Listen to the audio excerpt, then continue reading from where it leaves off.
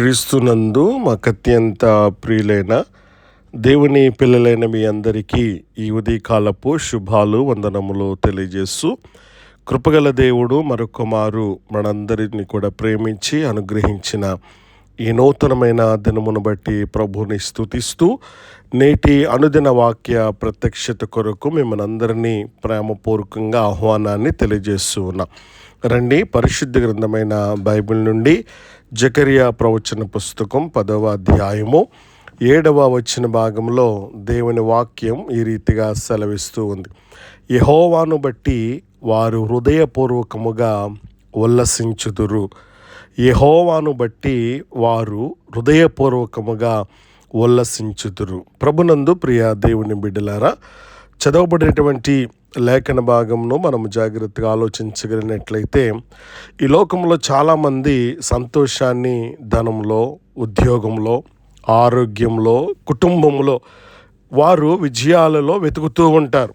అయితే అవన్నీ కూడా మారిపోతూ ఉంటాయి. కానీ దేవుని వల్ల కలిగేటువంటి సంతోషం మాత్రం అది శాశ్వతమైనదనే విషయాన్ని మనం గమనించాలి. ఇక్కడ జకరియా కాలంలో ఇజ్రాయేలుల చెర నుండి తిరిగి వచ్చారు. వారు నిరుత్సాహంలో ఉన్నప్పుడు దేవుడు వారికి ఒక గొప్ప వాగ్దానాన్ని చేస్తూ ఉన్నారు. ఆ వాగ్దానం ఏంటనంటే, యెహోవాను బట్టి వారు హృదయపూర్వకముగా ఉల్లసించుదురు అని చెప్పేసి. ఈరోజు కూడా అదే దేవుడు మన జీవితాల్లో నిజమైనటువంటి ఆనందాన్ని నింపగలడు. యెహోవాను బట్టి ఉల్లాసం పొందేవారు బలపడతారు. దేవుని వాక్యం చెబుతున్నటువంటి మాట, ఎఫ్రాయిము వారు బలవంతుల వలె ఉండుదురు అని చెప్పేసి. దేవుని ఆనందం మనకు బలాన్ని ఇస్తూ ఉంది. దేవుని ఆనందం మనకు బలాన్ని ఇస్తుంది. లోక సంతోషం అనేది కొంతసేపే ఉంటుంది.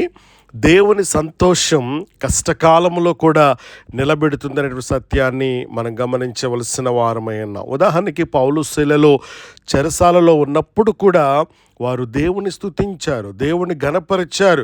ఇక్కడ వారి ఆనందం పరిస్థితులను కాదు, దేవునిని ఆధారంగా చేసుకుంది. ఫలితంగా సంఖ్యలు తెగిపోయాయి. అద్భుతమైన రీతిలో, ఆశ్చర్యకరమైన రీతిలో దేవాది దేవుడు వారి పట్ల గొప్ప కార్యాలు జరిగించాడు. హృదయపూర్వక ఆనందం అది దేవుని సన్నిధిలోనే లభిస్తుంది. కీర్తనలు 16 సంకీర్తన 11వ శరణములు మనం చదివితే, నీ సన్నిధిలో సంపూర్ణమైన సంతోషము కలదని చెప్పేసి దేవుని వాక్యంలో మనం చదువుతున్నాం.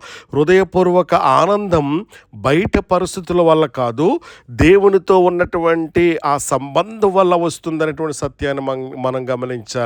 మన హృదయం ప్రార్థనలో, వాక్యములో, స్తుతిలో దేవునితో కలిసినప్పుడు నిజమైనటువంటి ఉల్లాసం కలుగుతుంది. దేవుని ఆనందం అది తరతరాలకు ఎట్లా ఉంటుందో తెలుసా?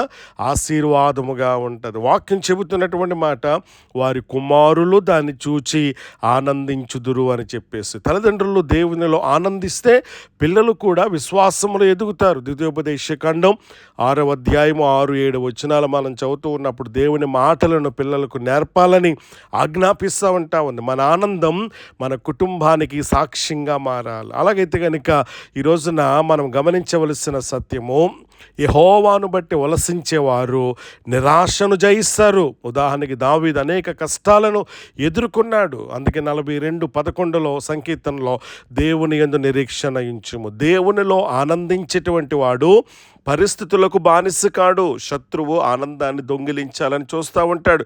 కానీ పరిశుద్ధాత్మ మన హృదయాన్ని నింపినప్పుడు ఎవరు కూడా దానిని తీసుకోలేరు. యెహోవాను బట్టి ఉల్లసించేటువంటి వారు ఇంకా వాళ్ళు ఏం చేస్తారంటే కనుక విజయాన్ని అనుభవిస్తారు. హబక్కూకు గ్రంథమును 3వ అధ్యాయము 17-18 వచనాలు మనం చదువుతూ ఉన్నప్పుడు భక్తుని అనుభవంలో నుంచి మనం చూస్తూ ఉన్నప్పుడు ఫలించినా ఫలించకపోయినా సరే హబక్కూకు అంటున్నటువంటి మాట, నేను యెహోవాను బట్టి సంతోషించేదను అని చెప్పేసి. అదే విశ్వాసం. పరిస్థితులు మారకపోయినా దేవుడు మారుడు అనే సత్యాన్ని మనం గమనించాలి. అలాగైతే కనుక ఈ రోజున మనం గమనించవలసిన సత్యాలు ఏంటో తెలుసా? దేవుని సంతోషం పరిస్థితులపై కాదు, దేవుని వాగ్దానాలపై ఆధారపడి ఉంది. స్తుతించేటువంటి హృదయంలో నిరాశ అనేది ఎక్కువ కాలం నిలవదు. దేవునిలో ఆనందించేటువంటి వ్యక్తి ఇతరులకు కూడా ఆశను పంచుతాడు. అంతేకాదు పరిశుద్ధాత్మ ఫలాలలో ఒకటేంటో తెలుసా? ఆనందం. యెహోవాను బట్టి ఉల్లసించేటువంటి వారు వారి జీవితాన్ని శత్రువు ఏమాత్రం కూడా జయించలేడు. అలాగైతే కనుక ఈ రోజున మన ఆనందానికి ఆధారం ఏమిటి? ధనమా, ఉద్యోగమా, మనుష్యులా, లేక దేవుడా? ఇక్కడ జకర్యా గ్రంథములు మనం చదువుతూ ఉన్నప్పుడు 10వ అధ్యాయం 7వ వచన భాగంలో మనం చదువుతూ ఉన్నప్పుడు యెహోవాను బట్టి వారు హృదయపూర్వకముగా ఏం చేస్తారంట?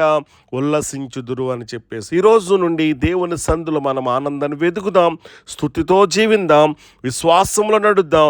మన కుటుంబం అంతా దేవునిలో ఉల్లసించేటువంటి, ఆనందించేటువంటి కుటుంబంగా మనము మార్చుకోగలిగినట్లయితే ఈ దినపైక వాగ్దాన ప్రకారంగా ఆ రీతిగా కృపగల దేవుడు నీ జీవితంలో నిజమైనటువంటి సంతోషాన్ని, ఆనందాన్ని ప్రభు మనకి ఇవ్వటానికి ఉంటూ ఉన్నాడు. అలాంటి గొప్ప సంతోషం, ఆనందం, సమాధానం ఈ కృపగల దేవుడు మనందరికీ అనుగ్రహించునుగాక. ఆమేన్.